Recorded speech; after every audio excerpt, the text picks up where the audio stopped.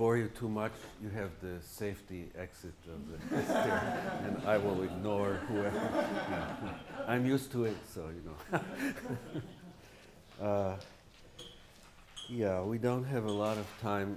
I mean, first of all, thank you for inviting me. This is I have to say, a bad day because we have a big project due for China, and I have to go and work on it this morning. But maybe at lunch I can try to come back and we can talk informally if you're interested. Anyway, I'm going to talk about the question of infrastructure, and of course through some of the projects that we've been involved with, principally in the Earth Institute. I don't know, have you had the introduction yet to the? Oh, you did, yeah. Okay. Steve is sort of involved with a different set of issues, and I'll explain what we're doing in a minute. But anyway, in general, I mean, we're in a new phase, as you know, of global urbanization.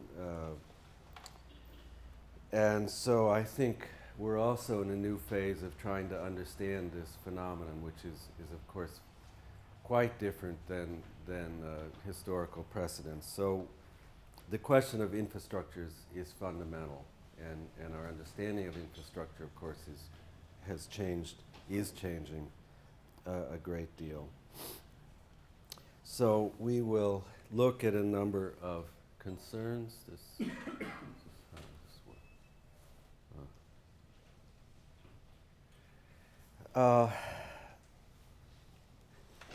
Basically, the lab is connected with a postgraduate program in the architecture school and with another postgraduate school program in the School of Engineering and Applied Sciences. So, first of all, from an academic point of view, it's really a new, it represents a new series of connections in the university. And I would say in general that universities are having to respond rather quickly to, of course, changing demands in terms of what we're asked to do, and of course how especially for the urban field, how things are evolving in general.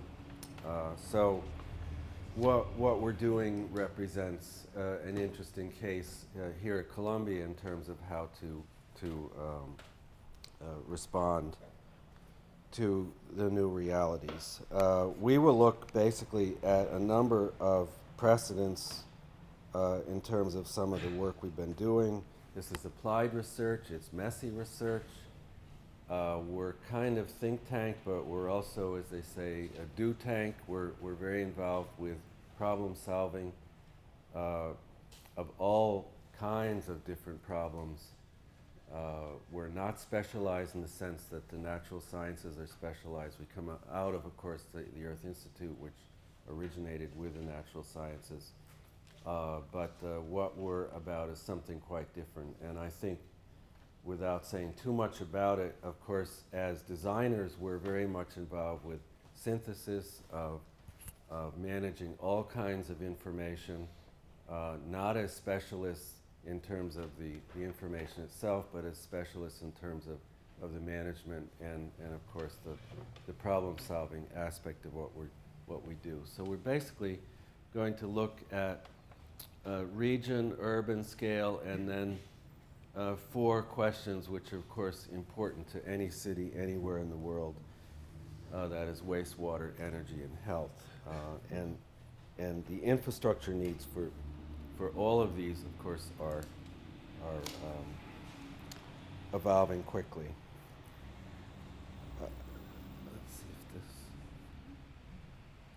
All right, the origins. Yeah, you can't probably quite read this, but I'll just explain it. You don't have to memorize the. But the Earth Institute starts in 94, I think. So it's about 16, 17 years ago, by a very interesting vice provost in the university, Mike Crow, who's now president of Arizona State. He moved on to Arizona State and he's doing some interesting work there. But this was a very early response, I think, in this country to the need for academic reorganization in the sciences. And of course, this is a continuing topic and, of course, is growing in a kind of frenzied way around large programs, government programs like NSF, and then, of course, through all kinds of private initiatives. In this case, he basically reorganizes, let's say, the information base within the natural sciences around a new academic entity, which is the Earth Institute. Following the reasoning that the old academic departments in the university, which really date from the 19th century in most cases, are no longer adequate, of course, to the new demands, and therefore you need a kind of new hybridization of that structure. So the Earth Institute comes into being, and it's basically organized around these departments, which are water, energy, urbanization, hazards and risk, global health, poverty, food ecology, ecosystems, climate and society, and education. And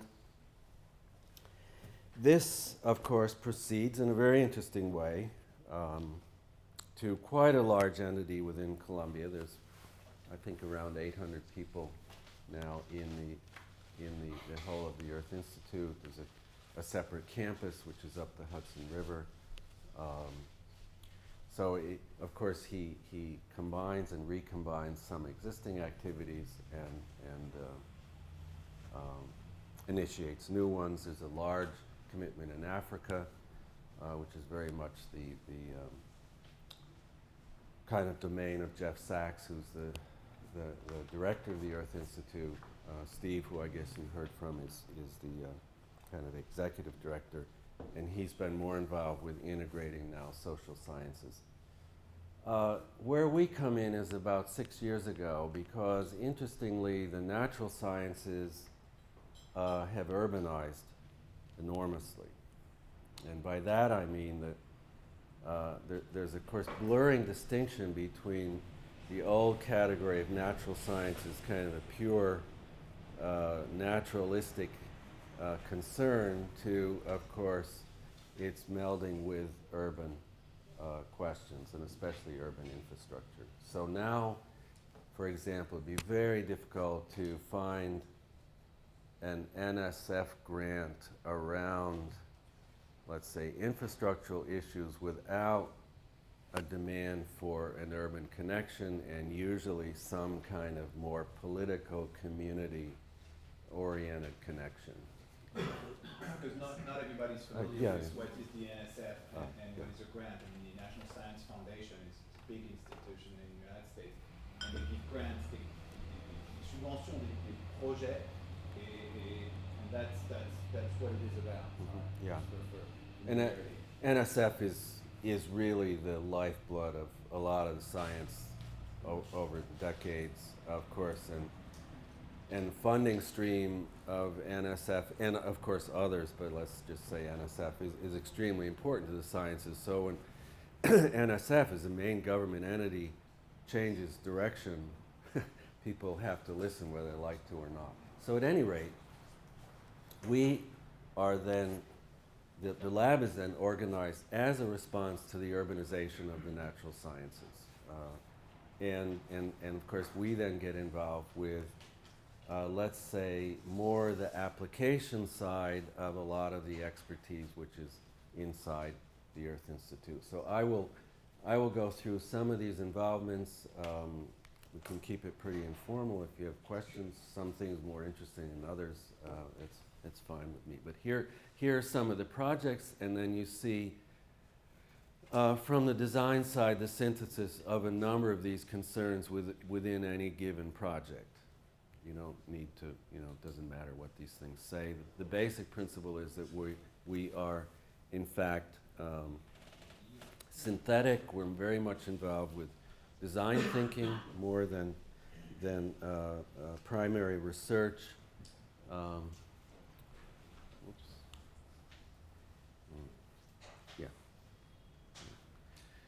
So starting at the largest scale, and some of the questions that have come about, this is an early involvement with really a 200-kilometer corridor from New York City, we're down here, to Albany, up the Hudson River, and the question of the planning of this corridor, which is becoming more and more important for a number of reasons having to do from climate change to, let's say, densification, overdevelopment.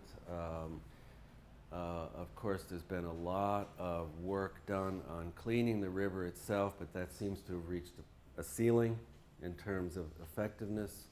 So there's the whole question of what's next. And this is very complicated because there is, in fact, no single database for this corridor. So that's the fundamental first problem, which gets to the question of, in fact, the need for the evolution of tools to do what we do. And amazingly, you have an urbanized corridor for 300 years with no real mechanism for its study comprehensively. So of course, in this case, we were looking at the options for developing those tools. You've probably got 40 or 50 different governments here, different databases, some better than others. Really, the most indicative indicator of, for example, water quality related to urbanization has to do with where the stormwater outlets are on the river. So you get a connection between, of course, water quality and urbanization, which is a very new connection relative to, let's say, urban planning. This, I won't go into much detail on this. There are a couple of places elsewhere. There's a Rhine Valley study, which is very interesting in Europe. There's some work in California. But anyway, the basic tool that's going to develop as we're speaking is being developed has to do with remote sensing, which the Earth Institute has a big capacity for, but the connection between remote sensing and direct GIS mapping. Could you explain what it means? Remote sensing is satellite sensing. So, of course, in the military, you can now use satellites to read people's license plates, etc., as we know. That's why I'm very careful about my license. But the question is, for planning purposes, how do you move from that kind of very raw data into manipulable modeling? And that right now is a hand-to-eye process. So of course the next generation of planning software will be able to do that automatically. So you get from the satellite image to some kind of planning model without the handwork. I mean, to put it very simply. There's an interesting group in Berkeley that's now gotten pretty far along with this. So I suspect in 5 years we will be able to deal with this problem, which of course we can't deal with at the moment, here or probably anywhere.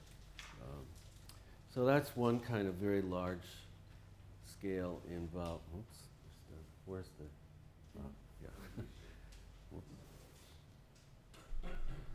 Some other things, oops, is this the one that's, yeah.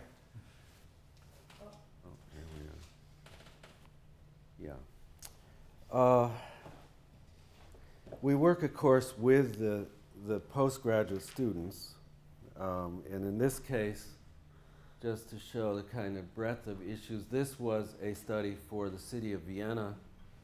It was quite interesting because Vienna has a very large planning capacity. Of course, I don't know, there's probably 250 people working in their municipal planning department.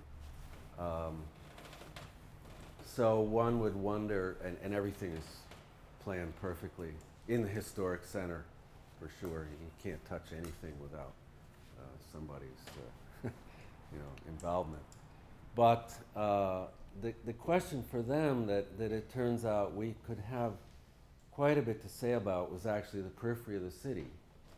in the question of the dissolution of East Europe, West Europe, and the connection of Vienna to Bratislava with the removal of course, the old border after the fall of the Berlin Wall.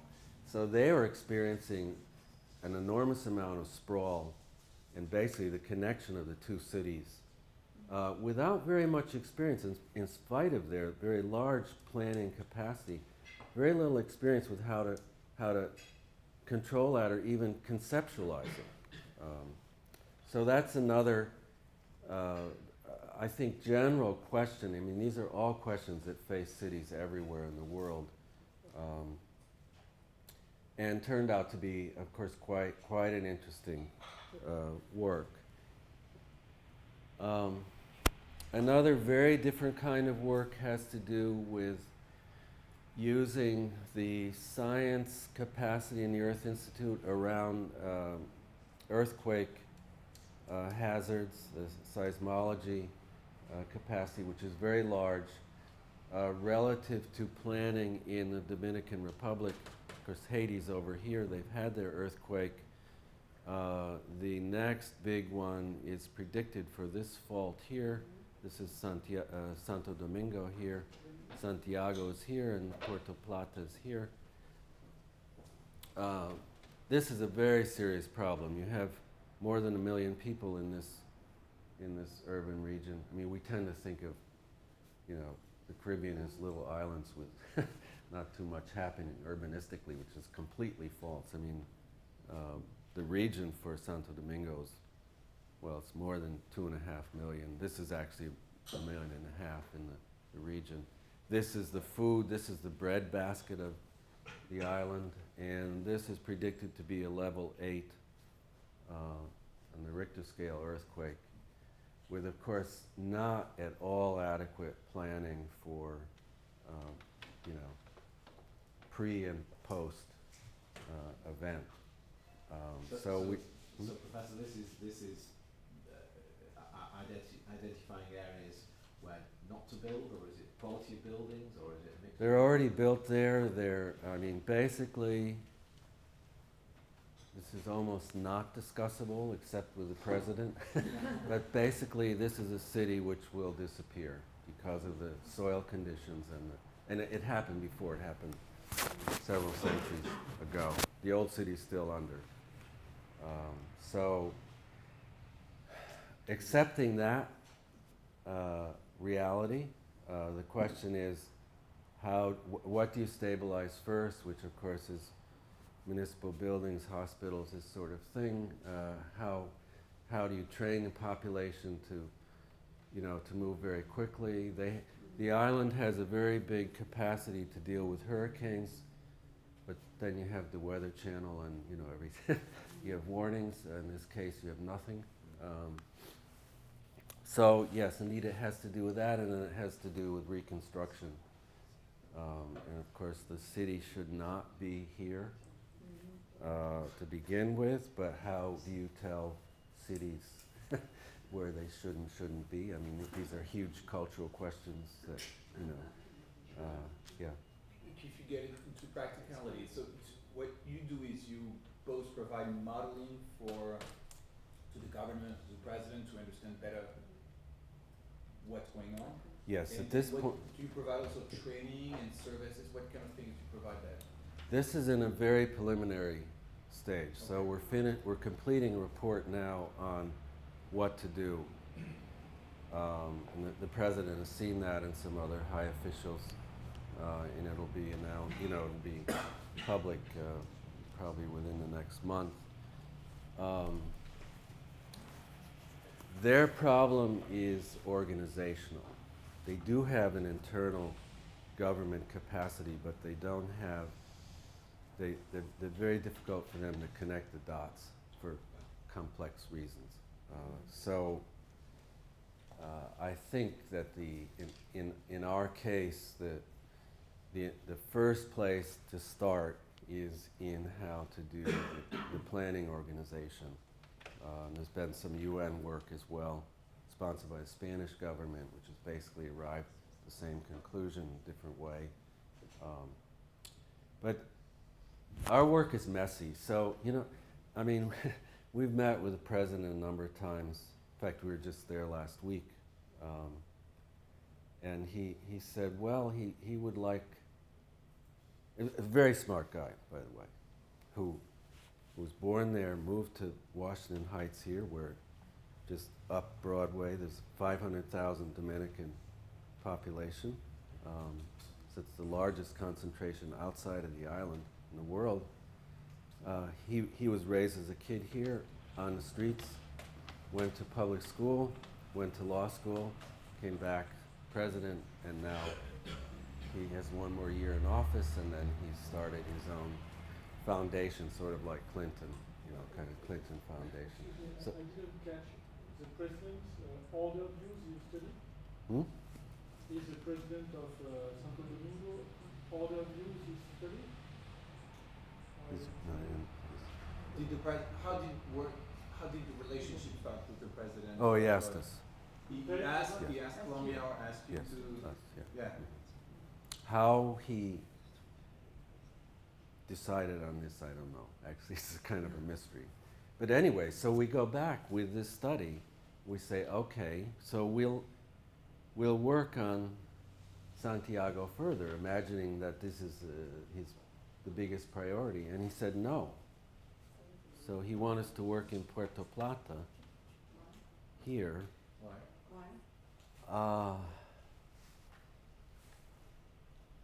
Well, between us, I think this is very difficult to imagine. Puerto Plata this is another interesting case. That's where we were down there last week. But in this case, it's a 400,000 people town, very old. This is where Columbus first touches land in the Americas. They found the settlement there. Oops, what's going on here?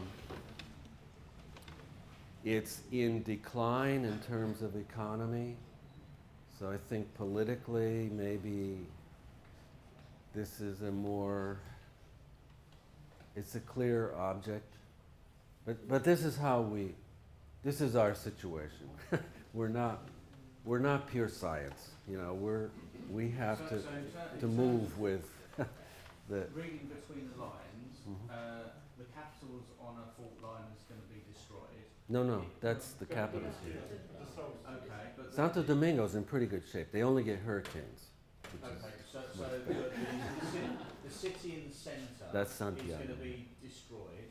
So is he looking to relocate the survivors? That has been discussed. Yes.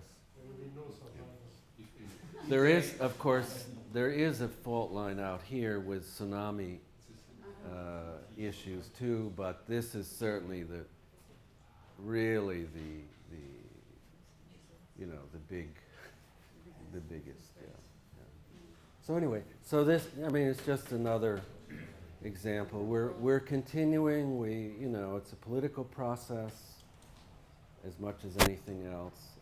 We're very fortunate to have the president to work with, but of course you don't have the freedoms that you would have in a normal academic work, but that makes it interesting. Moving to the New York region, here's New York City here. And of course, this is about 120 kilometers, 130 kilometers out, straight line, 120. This is the New York City water system, which first of all starts here. The 19th century expands up here. We move from the Hudson Valley to the Delaware. New York steals its water from Philadelphia, which is down here, on a different river system. And what we're finding now is, of course, that the two systems are very much integrated in the water supply of the city, number one, but also number two, regionally in the regional ecology. So in this case, we were studying what we call exurban development. That is the sprawl of the city beyond the normal commuting range which is stopped because of the economy, but as of a few years ago was really way out in this area with direct impacts on the water supply. We'll come back to this water question later, but of course, as who was it? Fortune magazine said about 10 years ago, water is the oil of the 21st century, and certainly in the New York City case, it's becoming more and more contentious, in spite of the fact that we have plenty of water. We have plenty of water, but what we have is plenty of untreated surface water, which is a huge luxury, but that surface water comes with real demands in terms of maintaining its quality. So the water you drink when you, I don't know if you have bottled water here, whatever you have, but when you turn the faucet on in New York, an hour and a half or 2 hours before that water would be up here somewhere with trout swimming in it. And being that I like trout fishing, I always think of my trout when I'm turning on the water. And unfortunately, New York, with this luxury of so much surface water, has, of course, abused its water source. So, you know, New Yorkers blow their nose, put the the tissue in the toilet and flush it. So the toilets are like a wastebasket. It's a very different mentality than, of course, in places which historically have had to watch their water supply. But we'll come back to that in a minute. Another. Just one note that we have 10 more minutes. Oh, all right. So we'll stop when we. Yes, the big contention with that water supply is now the discovery of huge natural gas fields in Marcellus Shale, and of course the hazardous extraction of the gas through the process called hydrofracking, which France, by the way, has of course outlawed. Here it's very contentious, and of course for the New York City water supply, it's a huge issue. We're also looking, of course, at maintaining, and I'll come back to this in a minute, maintaining agriculture in this area, which was traditionally a large piece of the food system of the city, that nationalized and globalized, and now there's a big movement back. Looking at the city, we've been very involved with rethinking the zoning tools of the city. This is 125th Street, which is just up here. We have big shifts now in demographics of whites moving back to Harlem, Harlemites, blacks moving out further south. There's a reversal that has to do with the new economic realities nationally and internationally. The question in this case was how to maintain Harlem as a center of African American culture in this process, of course, of increased densification. So we worked really, it was a long political struggle with the Department of City Planning, initially in kind of an adversary role, in terms of the rezoning of the street with the built-in economic incentives for the further cultural development. So that's another. Can you elaborate a bit on that? Because I have a hard time understanding why moving ethnical component of Harlem would have an impact on the urban paradigm and design. Yeah, well, Harlem is, as an African Americans, I mean, it's really the African American center in the U.S. Culturally. So of course it's a big economic engine in New York in terms of cultural activity and commercial activity. I mean, you should take a walk on 125th Street. You'll see how quickly it's changing. So 3 or 4, maybe 5 decades of that activity is suddenly threatened by the new shift of basically middle-income white families coming back, which is another long story, but it's that demographic is certainly happening. I mean, the young couples with a kid who who live outside the city. They have 2 cars, the taxes are going up, they have a house that's not efficient, are starting to think about, of course, the change in their lifestyle and their lifetimes that's going to be happening. So Manhattan is looking very attractive. It's also relatively cheap, believe it or not, relative to the middle class suburban lifestyle outside of the city. So we have this shift between city and suburb that's very much underway. It's been slowed a bit by the bubble bursting, but even that hasn't really stopped it. So that means, of course, that the African Americans, the poor African Americans, and they're not all poor actually, in Harlem, are, if not being displaced, finding incentives to leave. And so the city risks to lose that economy, which has a huge global identity. So that, I don't know if that, in a nutshell, that's the problem. There's another corridor which is further up. Manhattan's very difficult here because it's hard to cross. So 145th Street is another corridor. There we've been working on building in green incentives into the new zoning. These zonings have to do with increasing the densities of the corridors across the island.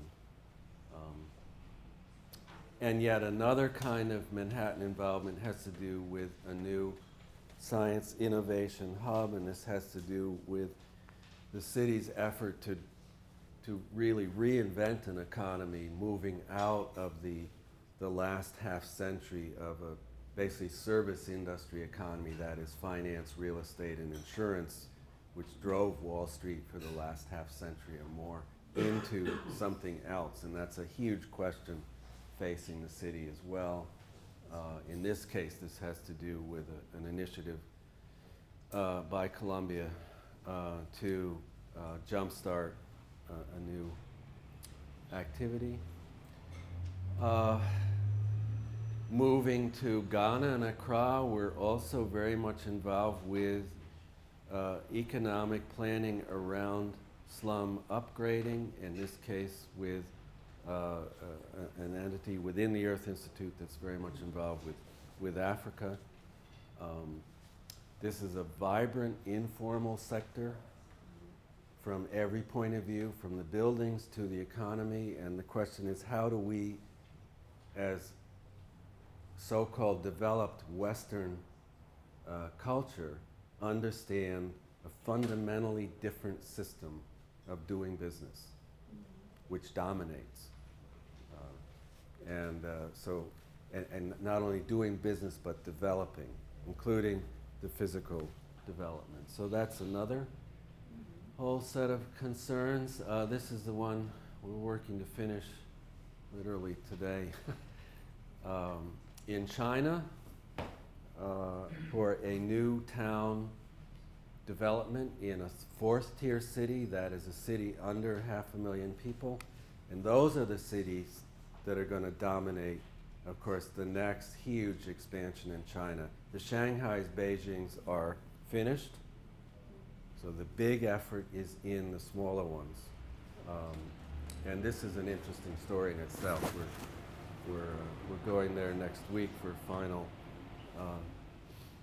review of the work, but in this case, it's local dominated innovation, not national, and the national government has somewhat liberalized urban planning policies now, such that the local government is starting to talk radically about a new infrastructural approach. And I won't go into detail, but it's very much involved, of course, water, climate, agriculture, I mean, all of these issues that affect every city everywhere. The same in Accra. In Accra, 35% of the food that comes from the countryside spoils before it arrives at the city. I mean, there's a basic infrastructural issue. So the interesting thing is that with this urban work, there's really a layer of discourse that covers, the whole picture. And cities, probably more than countries, are able to talk to each other about shared questions in spite of huge differences in terms of location, culture, whatever. In terms of, waste, in terms of New York, this is the Gowanus Canal in Brooklyn. This work has been going on for 7 years. The Gowanus is now proclaimed as the first large urban Superfund cleanup site in the US, which is surely deserved, enormously polluted.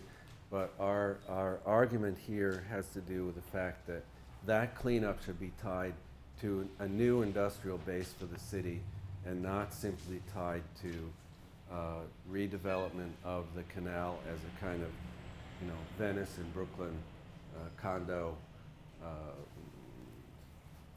upper middle class housing complex. So in this case, we're talking about agriculture, waste, and water coming together in a new form of production. There's a lot of discussion of these ideas. Here we have also the Gowanus and the question of seeing billions of dollars being spent not just to end up with a clean piece of water and ground, but with basically a new urban economy at the end of the process. That's very doable, except for the politics, of course. Here again, another site in New York in which this is a community-developed idea for a new eco-industrial park. In this case, the facility is for recycling glass into very high efficiency fiber optic cable, a new generation of fiber optic cable, which has been developed in Japan. In terms of agriculture, this is a scheme for very inexpensive agricultural pods which can be flexibly placed in neighborhoods as Agricultural? yeah, right, as kind of hydroponic. Yeah.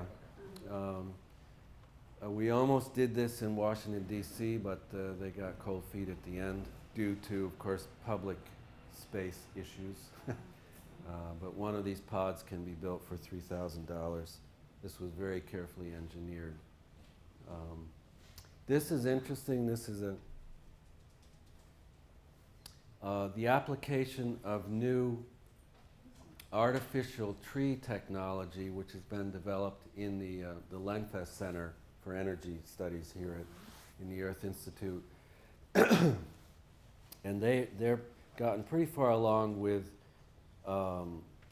artificial trees. That is, machines that can process CO2 back into oxygen more efficiently than actual natural trees. So the question was, but unfortunately they're very ugly, and of course they have no sense of what to do with these things in an actual place where people would want to look at them.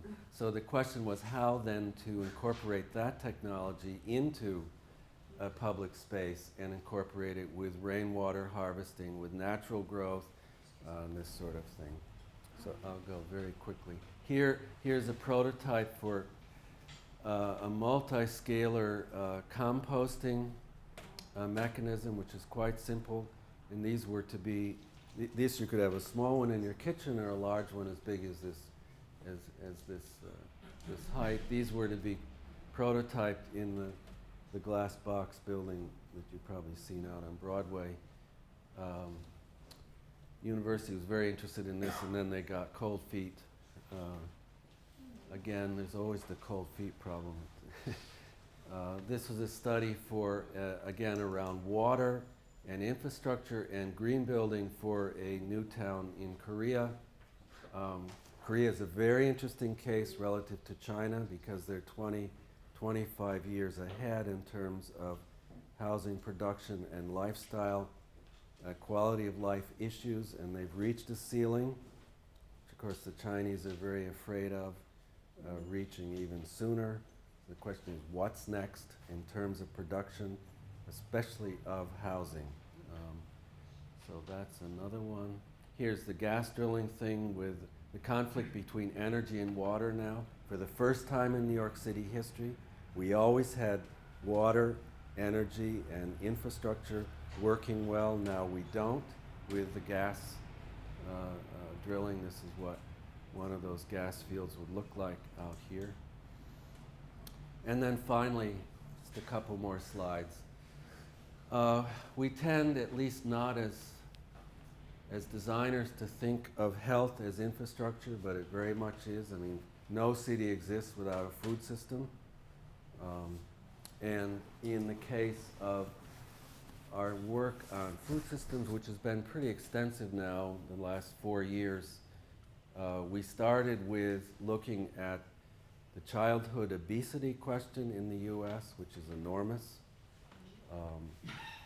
And of course, a huge threat to, let's say, the health system in general because of the cost of carrying a kid who might be 8 or 9 years old who has diabetes through to 65 or 70. I mean, these are huge questions. So we were asked by United Health, which is one of the largest health providers in the country, to look at this. We said, well, why should we look at this? Why don't you ask the doctors? And they say, well, we already asked the doctors and they don't seem to have any good answers, so we might as well ask you guys and see. And of course, so we move from the obesity question itself, which the medical profession tends to blame the victims, saying, well, they shouldn't eat so much, or they should exercise more. So we move from that mentality to the food system itself, which is highly problematic in this country as it is elsewhere. And we move then to the food system of New York and the food shed of the city. This was the traditional food shed of the city until the turn of the 20th century. Then, of course, we have the railroad, we have refrigeration, refrigerated railroad cars. We start to nationalize to California. New Jersey, which is just that way, still has the Garden State on its license plates, of course, now has only a fraction of what it once was in terms of the New York City food system. And we're finding that, well, for example, I forget the exact figure, but a normative piece of processed food in your New York City supermarket will have traveled 1,400 miles. So that's not obviously from maybe it's 12 or 14, it's somewhere in that range. I mean, it comes from China. So, or fish from Thailand, you know, you name it. So it's not just California, of course. So that's obviously not sustainable from a carbon footprint point of view, but also from the economy of the city point of view. We need this enterprise now. So there's a huge reconsideration that's evolving, you know, as we speak of this whole question. This is, of course, East Harlem, where the child obesity is in the high 30s%. And East Harlem has been, which is just that way, has been the object of a lot of our study. We also work on the farming side. We basically have a new generation of farmers who are not working as the old generation did, who are very efficient, very knowledgeable. So this is a piece of the equation. There's a blurring, of course, of urban and rural now that's happening. So it's not just people moving out to a suburban house, it's enterprise that's rearranging itself. And finally, I think this is the last slide. How did I do? Oh, sorry. We're okay? Yeah. Okay, so visualization, that's what we do. We make things accessible. This may not be very clear to you, but this is a food desert map of the east side of Manhattan. The mountains have lots of food. The valleys have very little food. When we experimented with this, I thought nobody's ever going to understand it. This was actually the one image that community people understood totally out of all our studies. Does everybody recognize the map of Manhattan? Yeah. Yeah, Central Park, Yeah. Upper East Side. This is East Harlem down here. So are we next to a mountain of food? No, no. Right out here, I would. Yeah. No. Columbia faculty would see this as a food desert, actually. It's hard to. There's not many choices here at Columbia. But by food desert, we mean, of course, places where fresh food is not available at all. They tend to be poor neighborhoods. So again, in the Manhattan case, East Harlem would be probably the most severe. And then you get the correlation with health, of course. All right, so sorry that took a little longer, but Thank you. yeah. Unfortunately, we don't have time for questions, but if Professor Plunz join us for lunch, or we can continue the conversation informally. And we don't have time for a coffee break, so if you just want to get something, then, Just 5 minutes. We need 5 minutes. sure, Yeah, just 5 minutes. transition to the Sure, next sure. speaker, but not 15. That was Yeah, yeah. what I I'll meant. make it. Thank you very much.